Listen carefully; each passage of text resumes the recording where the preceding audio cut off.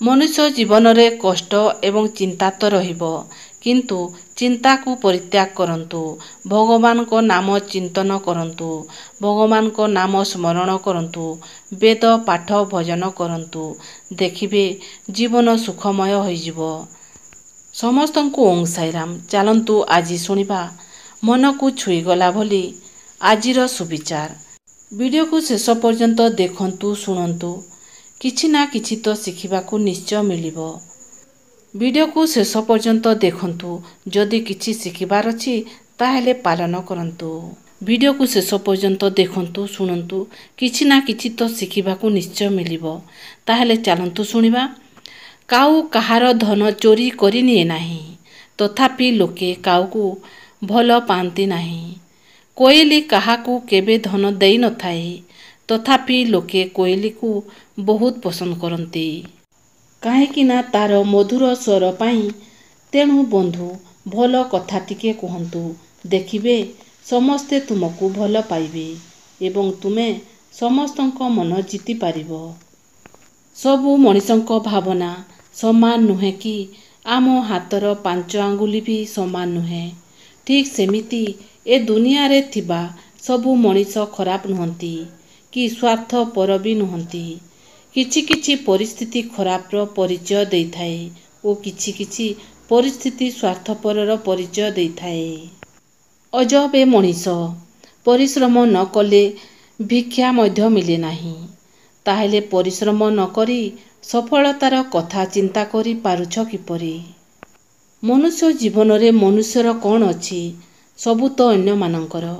ଜନ୍ମ ଅନ୍ୟ ଜଣେ ଦେଲା, ନାମ ମଧ୍ୟ ଅନ୍ୟ ଜଣେ ଦେଲା, ଶିକ୍ଷା ଅନ୍ୟ ଜଣେ ଦେଲା, ରୋଜଗାର ମଧ୍ୟ ଅନ୍ୟ ଜଣେ ଦେଲା, ସମ୍ମାନ ମଧ୍ୟ ଅନ୍ୟ ଜଣେ ଦେଲା। ପ୍ରଥମ ସ୍ନାନ ଏବଂ ଶେଷ ସ୍ନାନ ଅନ୍ୟମାନେ କରିବେ। ମଶାଣି ଅନ୍ୟ ଲୋକ ନେଇକି ଯିବେ। ମରିବା ପରେ ସମ୍ପତ୍ତି ଅନ୍ୟ ଲୋକ ବାଣ୍ଟି ଖାଇବେ। ତଥାପି ମନୁଷ୍ୟ ମନରେ ଏତେ ଗର୍ବ ଅହଙ୍କାର କ'ଣ ପାଇଁ? କାହାର ଅଭିଶାପ ଦ୍ୱାରା ଆମର କିଛି କ୍ଷତି ହୋଇନଥାଏ କି କାହାର ଆଶୀର୍ବାଦ ଦ୍ୱାରା ଆମର ସବୁକିଛି ଭଲ ହୋଇନଥାଏ। ଭଲ ଏବଂ ଖରାପ କେବଳ ଆମ କର୍ମ ଉପରେ ନିର୍ଭର କରିଥାଏ। ତେଣୁ କର୍ମକୁ ବିଶ୍ୱାସ କର। କର୍ମ ହିଁ ଭଗବାନ। ପୃଥିବୀରେ ଏମିତି କେହି ବ୍ୟକ୍ତି ନାହିଁ ଯାହାର କିଛି ସମସ୍ୟା ନାହିଁ, ଆଉ ପୃଥିବୀର ଏମିତି କିଛି ସମସ୍ୟା ନାହିଁ ଯାହାର କି ସମାଧାନ ନାହିଁ। ଭଗବାନ ବିଷ୍ଣୁ ଆତ୍ମହତ୍ୟାକୁ ପରମାତ୍ମାଙ୍କ ଅପମାନ ବୋଲି କହିଛନ୍ତି।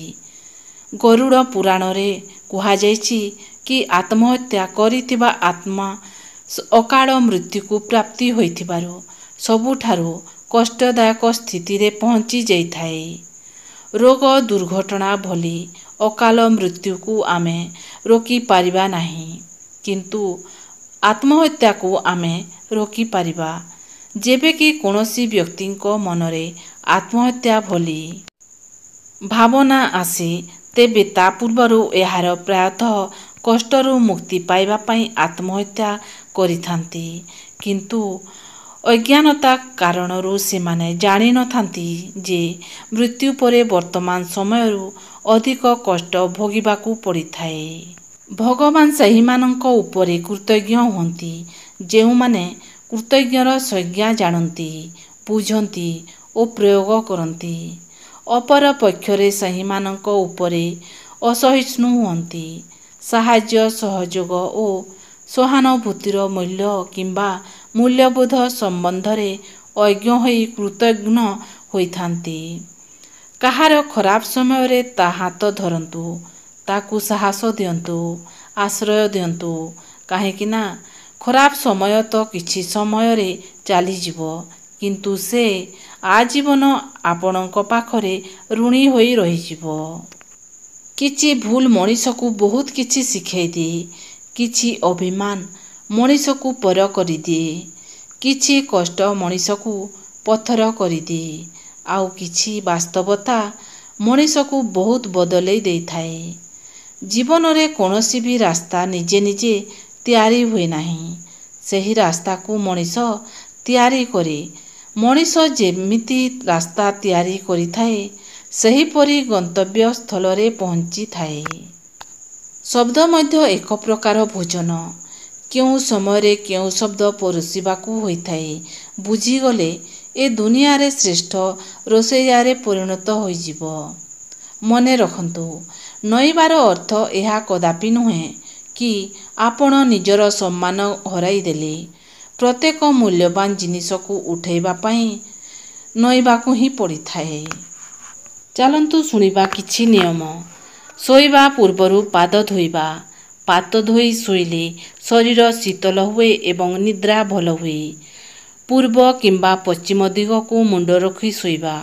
ପୂର୍ବ ଦିଗ ଶିକ୍ଷା, ଧ୍ୟାନ ଓ ଶାନ୍ତି ପାଇଁ ଶ୍ରେଷ୍ଠ।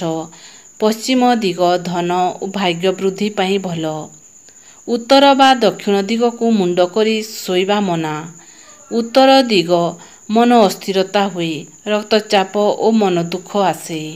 ଦକ୍ଷିଣ ଦିଗ ମୃତ୍ୟୁ ଦିଗ, ଅଶୁଭ ଫଳ ମିଳେ। ବାମକୁ କରେଇ ହୋଇ ଶୋଇବା ଉଚିତ। ଭୋଜନ ପରେ ବାମକୁ କରେଇ ଶୋଇଲେ ପାଚନ ଭଲ ହୁଏ। ଶୋଇବା ପୂର୍ବରୁ ଭଗବାନ ନାମ ସ୍ମରଣ କରିବା ଉଚିତ। ମନ ଶାନ୍ତ ରହିବା ସହ ନିଦ୍ରା ଭଲ ହୋଇଥାଏ। ଶରୀରରେ ଅଧିକ ବସ୍ତ୍ର କିମ୍ବା ମୁହଁ ଢାଙ୍କି ଶୋଇବା ଉଚିତ ନୁହେଁ। ଏହାଦ୍ୱାରା ଶ୍ୱାସକ୍ରିୟାରେ ବାଧା ହୋଇଥାଏ। ମୋବାଇଲ, ଟିଭି ଦେଖାଦେଖି ଶୋଇବାର ଅଭ୍ୟାସ ଛାଡ଼ନ୍ତୁ। ଏହା ନିଦ୍ରାର ଗୁଣବତ୍ତା କମାଇ ଦେଇଥାଏ। ନିୟମିତ ସମୟରେ ଶୋଇବା ଓ ଉଠିବା ଅଭ୍ୟାସ କରନ୍ତୁ। ଘରେ ପୂଜା କରୁଥିବା ଭଗବାନ ଖୁସିରେ ଅଛନ୍ତି ନା ରାଗିଛନ୍ତି କିପରି ଜାଣିବା?